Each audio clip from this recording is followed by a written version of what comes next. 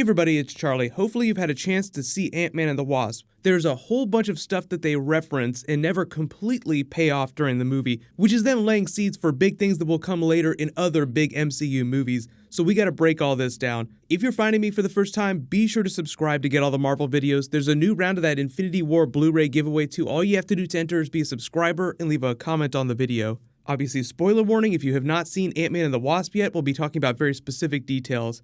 So, there are a couple big villain groups during Ant-Man and the Wasp that they set up but never completely pay off. Just laying seeds is what Kevin Feige talks about, and some of these you guys probably picked up on. Some of them were more obvious than others. So the first big one is that we find out that Ghost's father is called Elias Starr. He worked with Hank Pym back during his S.H.I.E.L.D. days during the 70s and the 80s, along with the Goliath character. You have to imagine that the end of Hank Pym's days when he left S.H.I.E.L.D. was that flashback during the first Ant-Man movie.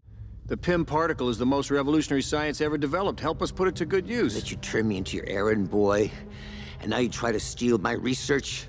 If only you'd protected Janet with such ferocity, Dr. Pym.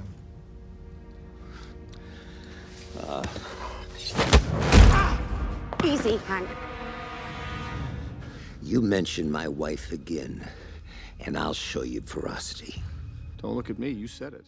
Elias Starr is Ghost's biological father, but here's the really big thing. If that name sounds familiar, he is a comic book character. He's called Egghead, and he's a member of the Masters of Evil. So you're like, okay, I kind of see where they're going with this. They do a pretty good job of explaining Ghost's backstory, how she got her powers, but also in doing that, they lay in a bunch of references. When Ghost is confronting Hank Pym with the knowledge of her parents' death, saying that he fired him, tried to discredit him, and he tried to recreate his experiment, that's what led to the explosion that gave her the powers. There was a little bit of a thread in the movie where they were trying to make Hank Pym seem like this huge asshole, but he wasn't lying when he was talking about Elias Starr. This is Marvel laying more Easter eggs for future movies that they can pay off later. Hank Pym says that Elias Starr was a traitor and a thief, tried to steal his technology and discredit him, so he fired him. He went off on his own, tried to recreate it, and when you see the quantum tunnel explode and give Ghost her powers, it seems like her father was trying to recreate that technology to sell it to the highest bidder or one of the other big villain groups. Because that flashback was happening 30 years ago, the makeup of the MCU was a little bit different than it is today. So there were a couple big villain groups that he could have been working with. The de facto big one was Hydra. Hydra was still around 30 years ago, but I think the reason why they used the Elias Starr character is so that they could do the Masters of Evil Easter egg. We have Baron Zemo in present day. Obviously, he's not a member of the Masters of Evil. He's just a person from Sokovia that turned into a big villain and could pop up later in a Thunderbolts movie, anywhere they want to put him. So whatever they do with it, the MCU version of the Masters of Evil is going to have to be a little bit different, but that's par for the course for the MCU. But if you're not a big comic book reader, the Masters of Evil in the comics are made up of Baron Zemo, Justin Hammer's daughter, the Shadow Council, who's actually a Secret Avengers villain. Remember, they set up Cap's Secret Avengers during Infinity War. That's Scarlet Witch, Captain America, Black Widow, and the Falcon, as far as we know. There's probably a couple other people helping them out, but that's the main team. Then get this, Dr. Octopus, also a member of the Masters of Evil at a certain point. He's a Spider-Man villain that we have not seen in the MCU yet. And also Ultron 5. I'm not expecting Ultron to come back in the MCU on planet Earth. If he ever comes back in the MCU, it's probably going to be in a space-based movie a la Annihilation Conquest through the Annihilators. I think that would make more sense.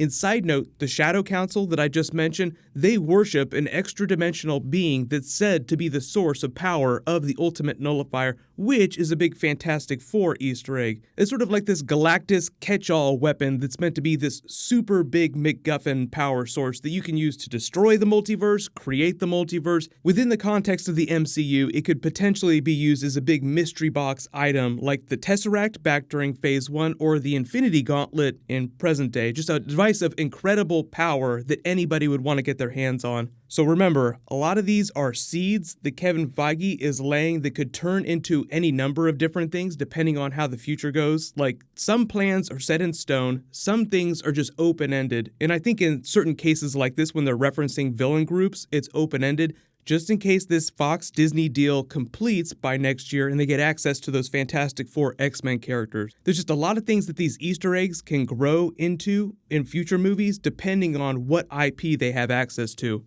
Separately, next big villain group that they set up during the movie and then never completely pay off, Sonny Birch, when he's talking to Hope at the beginning of the movie, says that he's trying to convince Hank Pym to sell his technology to what he calls a very dangerous group of people who don't take no for an answer. We know they're not Hydra because they got rid of Hydra way back during Winter Soldier. They're not really a big villain group anymore. It's not like they're going to go back to that in a big Marvel movie.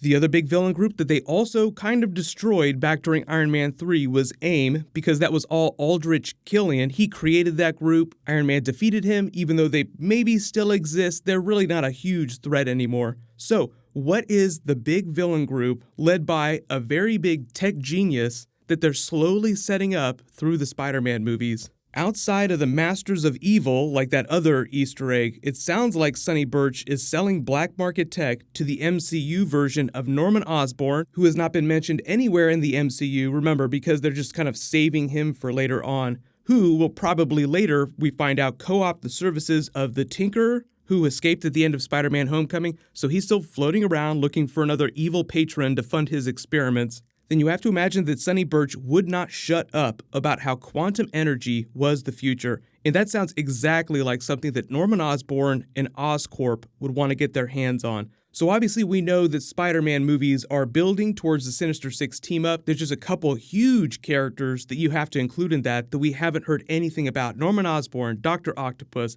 they could appear anywhere. That's why Kevin Feige says they lay seeds that they can pay off later. Some of those references are very specific and we know exactly what they're referencing. Like when they talk about time vortexes, it's very clearly meant to set up time travel at the beginning of Avengers 4. But things like this, the group that Sonny Birch is working for of mysterious villains, that could turn into almost anything. It's just that right now, like in the next couple of movies, there's this one big villain group that they're trying to set up in the Spider-Man movies, and it makes sense that you would reference them in a smaller Marvel movie in a very vague way, so that it becomes one of those moments that hardcore fans really go crazy about.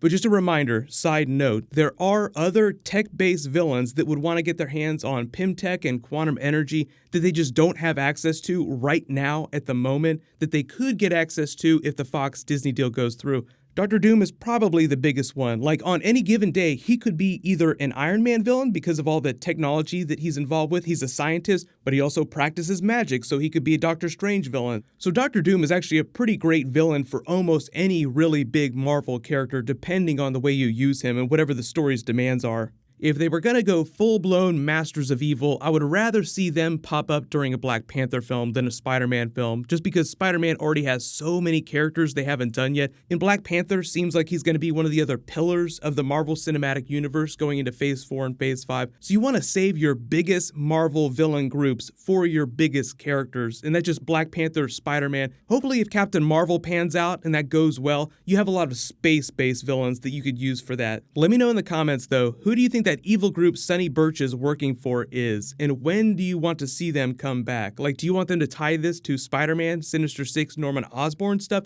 or do you want them to take it in a different direction? What'll happen is there'll be more Ant-Man videos just because there's so many other Easter eggs. I'll talk about Kang the Conqueror because now we're getting into time travel in the MCU. Obviously, they're setting up young Avengers through Cassie Lang's character. I want to grow up to be a hero just like you, Dad. So there's just so much stuff to unpack from Ant-Man and the Wasp. If you haven't seen it yet, and for some reason you watched this video, be sure to go check it out because it is a lot of fun. Click here for my post-credit scene video, and click here to rewatch that Spider-Man 2 teaser. Thank you so much for watching. Everybody stay awesome. I'll see you guys tonight.